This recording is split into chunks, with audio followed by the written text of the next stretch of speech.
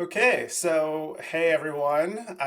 We haven't really done any kind of like an actual interview or podcast style thing for Uncharted Territory. It is a text-based newsletter, but here we are in 2024. Maybe we should have some, video and audio. So I wanted to invite Ryan Milligan from QuotaPath today to talk to us about comp plans and specifically how comp plans can be used to drive change in organizations. So that's going to be the theme. So Ryan, love to get your intro here, and then we'll jump right into it. Yeah, thanks for having me, Hayes. Very excited for this. I'm Ryan Milligan. I lead the revenue teams at QuotaPath, so sales, marketing, and revenue operations. Historically, a revenue operations practitioner in my career and took over leading sales and marketing about a year ago. So fun to go from ops into more of the revenue or new revenue side of the house. So yeah, happy to dive into it. Yeah, I'm gonna throw you a curveball. I sent you some questions, but I'm really curious about that because my background has been in RevOps as well. I think there's been this kind of theory that senior RevOps leaders might start to sort of matriculate, if you will, into the to being senior sales leaders. I don't know that I've seen that happen too many times, but you're one of the examples. Like, tell me about that change real quick. Like, why, kind of, how did that come to be, and what have you learned kind of having both feet or one foot in each camp, both Yeah, feet sure. in each camp? I don't know. Yeah, so like foot on each side of the line or something. Yeah. So reasons why it happened. One unique one is QuotaPath helps teams automate the process of calculating and paying commissions. Those teams oftentimes are RevOps teams, right? So I was using QuotaPath every day in the RevOps capacity of this role, knew the problem, know the problem that our buyers are trying to solve, and understand the pain pretty acutely. And so it was a natural tie-in for someone with RevOps experience to lead a sales team selling to a RevOps buyer. So that was like a really natural pair, I would say. But I think you're going to see more of this. And I think the reason is because there is a lot of value in a seller moving from an SDR to an AE to a manager to a director because they've been in the trenches, they've held individual quotas. I think oftentimes, though, they can be sales focused only, and not looking at the broader business and the impact of new revenue on the business. And so as a member of our management team first, and as a person who's looking at the long-term value of this business, I can look more pragmatically at who are the types of customers we're bringing on, why are we bringing them on, with kind of a sharper lens that's not just, hey, I want to grow new business revenue as much as humanly possible. So you bring kind of like an operationally minded rigor to a sales process and blend really well with really strong sellers who know the art. I can bring the science, and kind of we can work together to drive a lot of revenue. And it's worked well so far. We've been 100% plus quota attainment past 4 quarters. We did a lot of things early on that I think have served that mission well, which I'm happy to talk about. But yeah, overall, it's been a pretty big success. So we really try to talk to. I mean, we speak to sales leaders both on the sales side and the ops side. Not that these are opposing sides, but a lot as we try to write in Uncharted Territory. I'm curious if you're speaking to a CRO that's thinking about how they can do a better job of working with their ops team, especially in a larger organization, things can get a little siloed or the ops team can kind of ebb and flow in terms of how strategic it really is within an organization. Again, having, done both, any advice for folks on how to really optimize the way in which they're working with their ops teams? The first thing is you got to understand what the business is being measured on this year, and frame every ask and frame every approach as to how you're going to improve that metric. So, maybe your business has a North Star metric of gross revenue retention. You've had a real challenge in gross revenue retention. If you're a sales leader coming to an ops leader, you have to assume that this ops leader is measured in some way on the gross revenue retention of the business, right? They tend to be bubbled up in their measurement on how the org is performing versus like the major KPI. So the first thing that I always recommend doing is saying, hey, this is going to improve gross revenue retention because, us having better territory design is going to have our sellers talking to customers who are more likely to be ICP, and ICP sign longer term contracts, and longer term contracts lead to better GRR, right? So you kind of like tie that story, your ask, and then why it's going to help the business more broadly. I think that becomes really fruitful if you're a sales leader in particular, where you're not trying to drive your ops team to just, only do things that allow you to close more new business, even if it's not super high quality. So that's like probably the first piece of advice I'd give. Okay, well, let's flip it around. Since you like, what do you feel like would be that you'd love for senior ops leaders to know when kind of in the reciprocal of that relationship? Yeah, I mean, on the ops leader side, you just have to know that your sales leader they're always thinking about the number for this quarter, but then they're also thinking about durability of their go-to-market plan in like 2, 3, 4 quarters from now.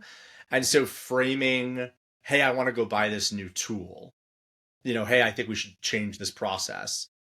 Is this going to be a this quarter impact? Is it a 2 quarter impact? What is the potential lift? Like, you have to frame it in how the sales leader is thinking about their go to market, and like when there's going to be some impact. And anything you can do as an ops leader to drive increased revenue predictability, I think, is going to win the day. So if you're looking for something to do to make a sales leader happy, give them more data around revenue predictability, and tell them super specifically why you don't like, okay, this person's not going to hit quota. Why? It's because their demo show rate is not good, or because their this is not good. Come with, their ASP is too low. Understand the mechanics of why the team's underperforming, and then come with solutions. Like the number of ops leaders that I've worked with in my career who are like, our demo show rate's not great. It's like, okay, cool. Like, what do you want me to do about that? And then if you lay out, like, here's the reason why, and here's what we should do instead, that elevates you, I think, from the classic ops challenge of being perceived as a systems admin versus being perceived as like a revenue leader or like an analytics leader within the business. All right. Well, that was a little digression from kind of the main topic, but I think that you know I really like to focus on the moments in a revenue leader's career where they have to make some kind of a change. Like there's some kind of sea change in the business. There's some kind of a sea change for them personally, and I think your transition, to this role, I think is a really good example of that happening for you, and I think that's so. Really appreciate your thoughts there. So, but let's talk about this through the lens of something that I know is near and dear to your heart, or at least I hope it is, because you spend a lot of time with it, which is comp.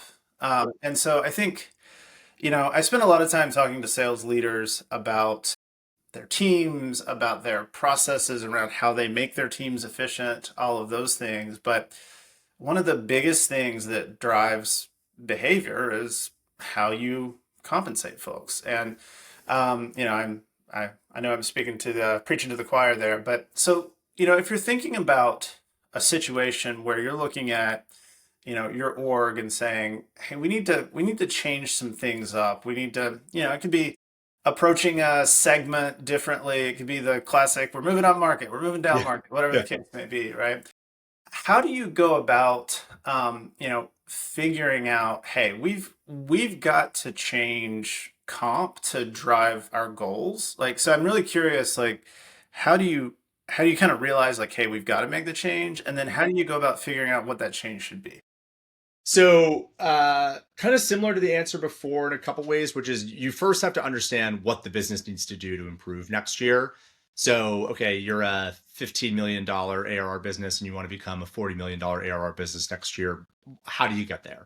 Do you dramatically raise your ACVs as you make this move into the enterprise? Does your GRR all of a sudden turn around? Do you have a new product you're selling? Like, you've told your board a narrative. What mathematically is driving that? And there's typically like 1 to 2, and I like to pick like one big thing that you're trying to move. And so the question from there is, and let's say it's a move into the enterprise, just for argument's sake. Then the question becomes, how does each role become variably compensated in a rewarding fashion for driving a move into the enterprise.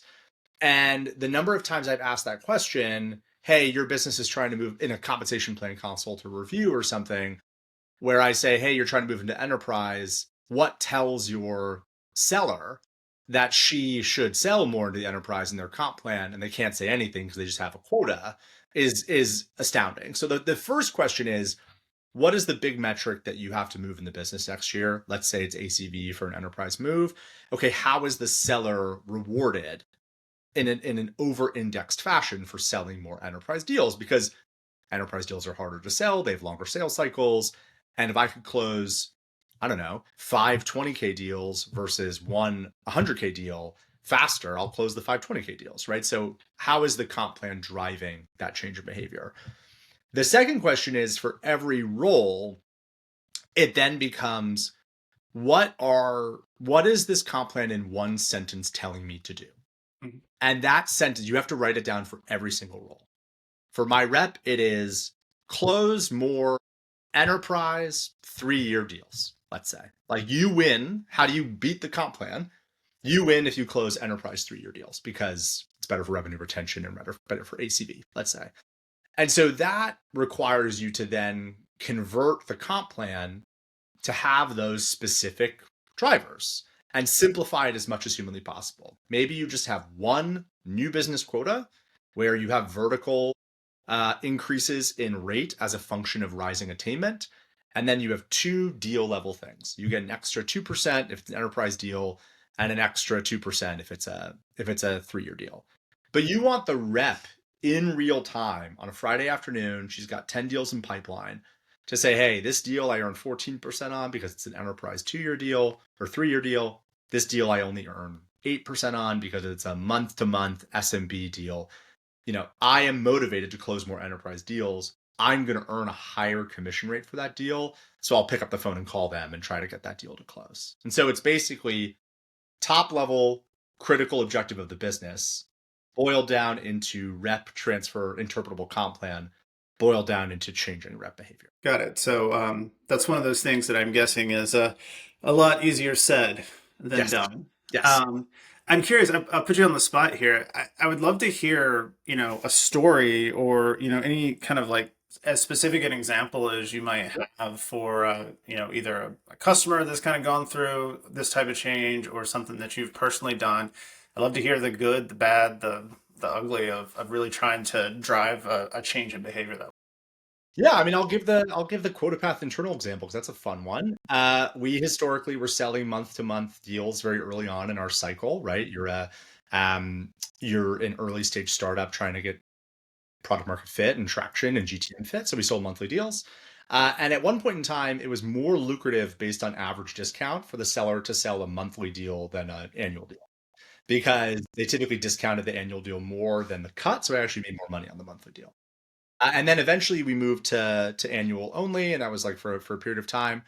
And one of the things when I first set up comp plans here was like, hey, I really want to drive more longer term revenue because it's better for gross revenue retention.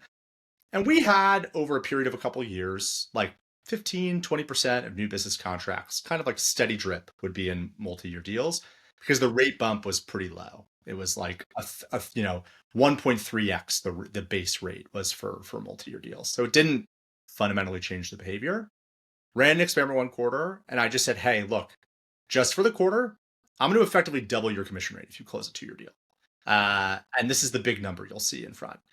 And reps overnight were just not even offering the option of a 1-year deal. They just, on the phone, they would just say, standard contract length is 2 years. That's how we operate. And that experiment, we jumped from 15% of revenue to 90% of revenue in a quarter in multi-year deals because reps saw double the rate. They used to propose both rates or both options. They'd say, oh, a 1-year, this is your price, and a 2-year, this is your price. And then they gave the prospect the option of choice. And oftentimes they chose 1 year. You change the comp plan and you make it massively. Now that's not a sustainable, like we ramped it down since, but they get in the motion of feeling like, oh, I'm really confident in the SMB closing, even in the SMB closing 2-year deals. They get that in their motion. They only propose 2. They pull back to one if absolutely necessary. That's how the comp plan drives a massive change of behavior. And that's been a huge GRR driver for our business. Were there any unanticipated consequences from that? I mean, because one, I don't know what the math is, right? But you go up to 90%, but have deals decline by 90%, right? So Yeah, I mean, win rates so drop. Yeah, there's definitely a win rate headwind, and I had to be like, okay, well, you don't, if they're a good fit customer, you don't want to like fully lose the deal because they're not, but there is going to be some of that. But you're fine with that because, it's the same. If somebody doesn't see the value of automating their commissions process and is not willing to sign a longer term contract, it's a little bit of a red flag from the front. Either are they going to have a cash issue, or do they not really believe you're the right solution for the problem? You spend a lot of time implementing a tool for them to, or a new customer for them to switch. Maybe you do lose like 5-10% of new revenue, but was the retention of that revenue so terrible anyways that you're fine with something like that? And so that's where you kind of have to go to like a management level measure of the business versus just solely focused on like new revenue, for example. so in my career, I've seen a lot of different comp plans rolled out to reps. Some some immediately positive, some maybe not so well received. One of the things I'm always really interested in is, sales teams are these complicated machines of process and technology, and then first and foremost, people. At least for now, we'll see. Benioff is hyping digital labor, so we don't know, but let's assume that we continue to have humans involved in this process, and so humans sometimes need some convincing above and beyond the dollars themselves, and sometimes a comp plan can't be exactly like a full-on win for the rep. There may be reasons for the business to have to pull back on certain things or do that. So I'd love to hear how you think about the human side of this, like communicating and rolling out a comp plan change, and still maintaining, enthusiasm and support for that. First thing is you got to interview your IC sellers. Hey, like if you dreamed up your perfect comp plan, what would change from this year? And then you kind of make a list of your gives and gets that your reps want. So maybe it's something as simple as, hey, I want 2 weeks of quota relief for vacation, or I want to be on quarterlies because monthlies have been stressing me out like crazy, or you make your list, right? Um, and then you build the comp plan with that list in mind. And when you're rolling it out, you share your gives and your gets. You say, hey, look, like uh, the business, as we've evolved, we can't pay you as high a commission rate on new revenue anymore because your quota to OT ratio is very low and it's cost prohibitive for the business, right? But we're going to raise your base and variable, but then also oversized, raise your quota so that your rate will go down, but you have more, guaranteed earnings, for example. And we'll give you, so you like basically lay out in that presentation kind of like your gives and gets. We'll give you, 2 weeks of quota relief, or, some other, we'll move you to quarterlies. And so you lay out, hey, these are wins for you, and these are gets for the business or wins for the business, specifically in the context of why you're making that change. Like, I think you have to be very transparent with your team on, hey, we closed 10 million in new revenue this year. Our revenue plan requires us to close 14 million next year. There are two paths in which I could go do that. I could go hire a bunch more reps, or I could raise your quota. Every single rep I've ever asked that question to before, by the way, has always wanted to raise their quota. I think it's like what's the one, like 85% of people think they could land a plane. It's like that Yeah. kind of situation. They always want more on their back. And you say, great, like I gave you the options. I could have hired more reps or raise your quota. I'm going to raise your quota. Here's why. We want to keep these people in seat in order to drive this growth in revenue. And then here are the things that we can do to make life more advantageous for you. This is vacation relief, or we don't have as much of a cash flow problem anymore. So I don't have to split your commission payment on closed won revenue and cash received. I can put it all on closed won revenue. So you kind of just like lay out those gives and gets for them. and you just be as transparent as humanly possible. This business needs to grow to be a $25 million ARR business to a $40 million ARR business. Here's what needs to happen. Here's the type of revenue we need to close. And then the byline, which you absolutely cannot forget, is you make the most money if you close this type of deal. You make the most money. I would love if you only closed 3-year ICP enterprise deals. And I'm going to pay you a comical amount of money to do that. And you say that out loud, like, I will pay you an absurd commission rate if you do that. And they're like, yeah, cool, I'm going to game the system. And you're like, great. If all of our revenue was 3-year enterprise ICP deals, it would fundamentally change the shape of this business and everyone would be smiling. So a little bit of a ramble, but those are some of the things. No, I think that's I think that makes a lot of sense. I mean, any kind of, we deal a lot in process change more than comp change. So, with folks usually who are rolling out gradient works, they're changing how they think about territories. All right, they're moving to maybe a more dynamic account assignment model. It's a little different for folks. So, one of the things I like talking with you about, is a lot of what we do is about enabling the reps to be as efficient as possible, and then there's a logical kind of like, transition into what you all do, which is making sure that they're as motivated as possible to go do those things. As you're thinking about those gives and gets, you mentioned a couple of things that were really comp plan related, like maybe putting on your stepping aside from comp for a second. What are the kinds of things that you see are gives that you can give that maybe aren't, specific to comp, that are maybe process related or quality of life related, that kind of says like, hey, look, we're raising the target by X, but in addition to that, we're also doing these things to help you achieve that. What are some of the things you see packaged up in that?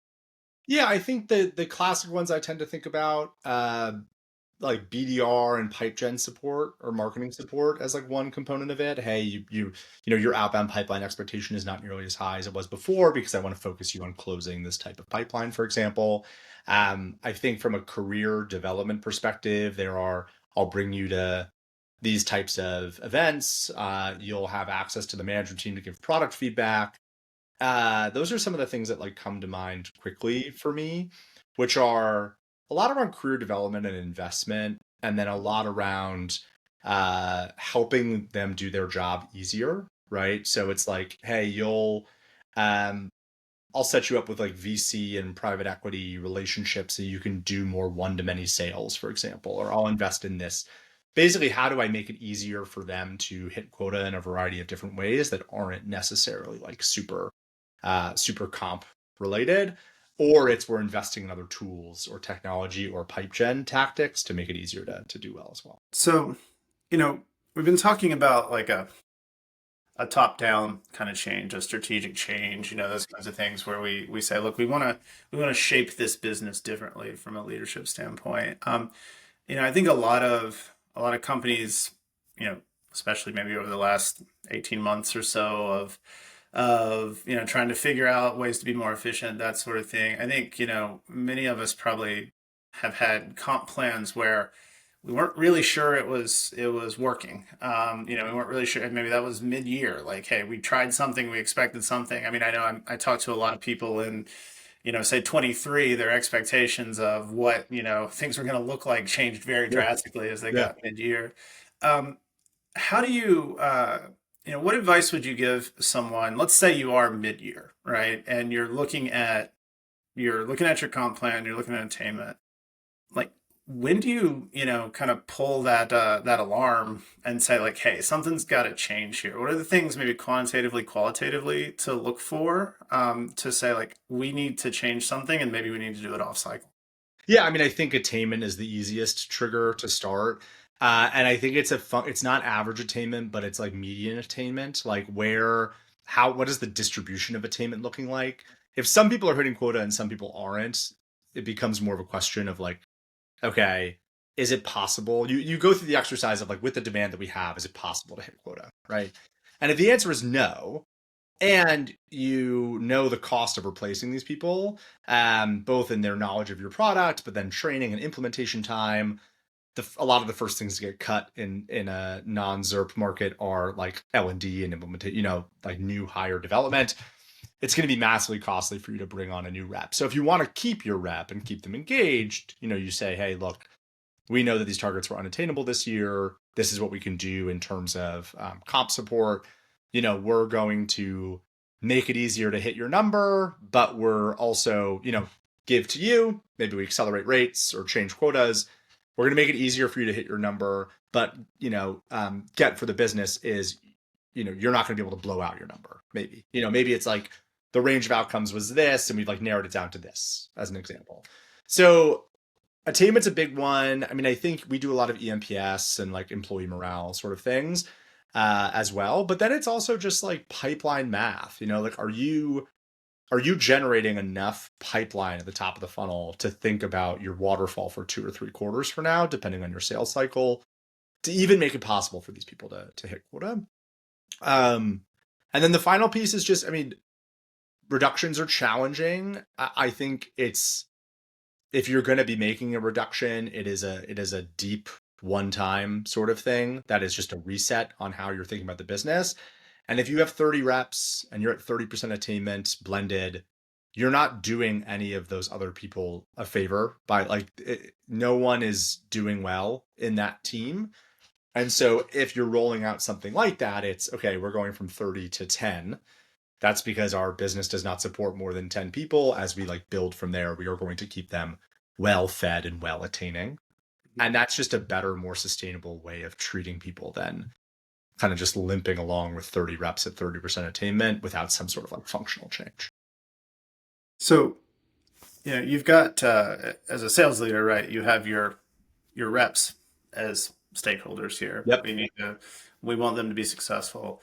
Then you also have your CFO, your large management team, your board as stakeholders. So if you're seeing these kind of warning signs, right, or you're heading into the end of the year, right, and it's not so much an off-cycle thing, it's like we're looking at planning for 25.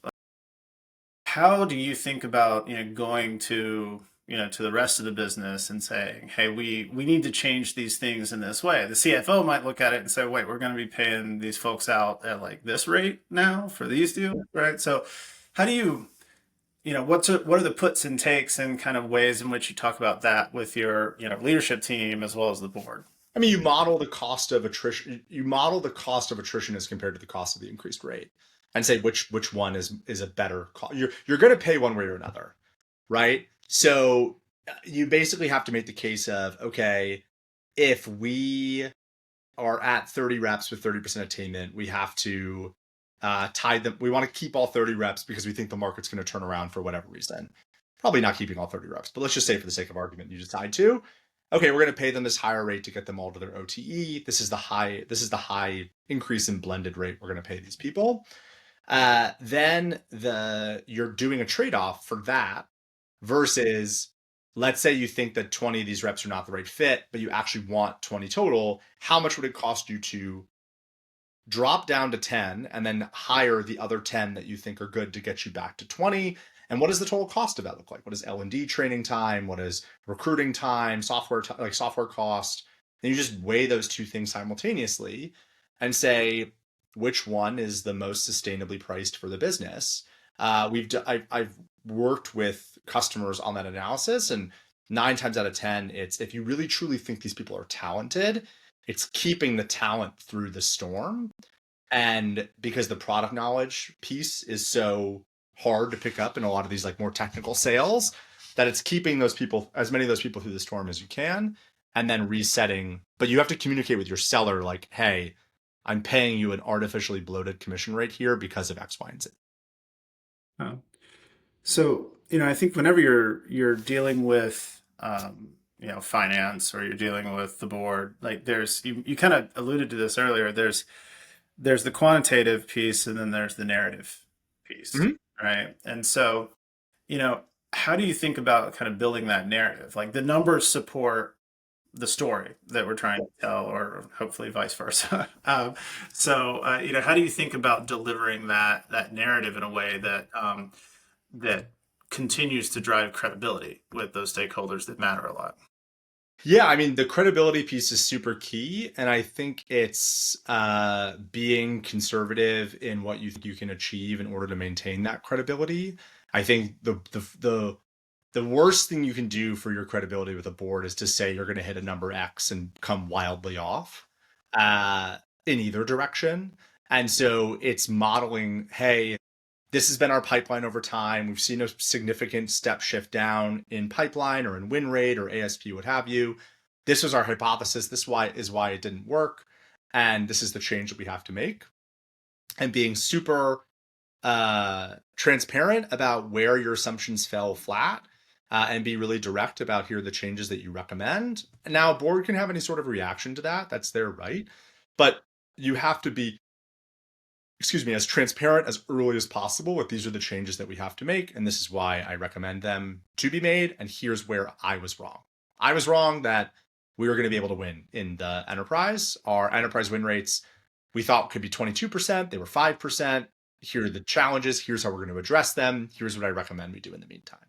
Um, Boards know that all these businesses haven't been done before. I think where they get really frustrated is if you consistently tell them you're going to do a number year over year and you just keep not doing it, then you just become an unreliable narrator. And that's the kiss of death in a board relationship.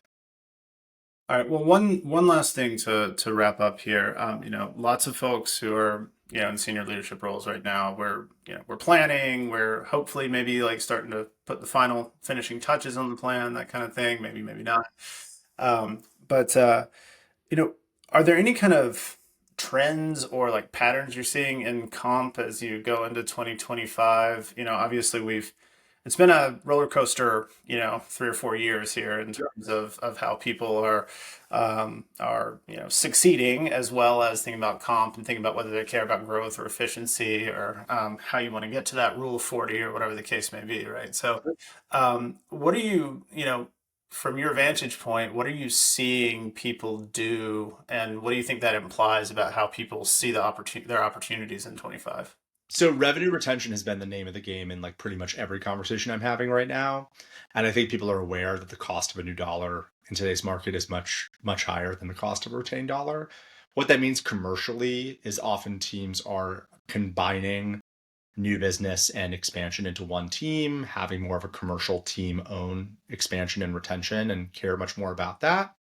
And what that means for compensation plan design is oftentimes foregoing that extra dollar of top line new biz growth to focus on a retained or expanded dollar, and shifting more of quota towards renewal and expanded dollars versus new dollars is kind of like a lot of the themes that I'm seeing. Um, I think it's because they've seen promise in pipeline growth this year, but it has not been, we're not back to 2019, 2020 numbers, right? And so it's how do I make sure that we're driving adoption early on and usage of the product and that we're not selling people who are not a great fit anymore. And so I think having that team be like commercially centralized has led to some real changes in selling behavior where sellers now don't feel like they're punting the renewal or the adoption over to someone else. It's like if I close a bad customer, that's my bad customer to manage the course of their life cycle. Um, and so teams are saying, okay, that's going to lead to decline in new revenue, rightfully so, but it should get us to a more sustainable net revenue retention, which is the unlock in any sort of evaluation conversation as well, which I think a lot of people are seeing. Okay. All right. So you're telling me we're not back to 2021 Zerp era No, times. no, definitely. And thank goodness, like Yeah. just Yeah. taking, hey, I'm going to triple the reps and I'm just going to take, 80% attainment as the cell and drag it across all the columns. And that's how we're going to get to our revenue. Like there are just some wild practices that I'm glad with. Well, Ryan, I really appreciate the conversation today. Thanks for taking the time and sharing your perspective. I'm excited to share this with folks. Thanks for having me, Ace.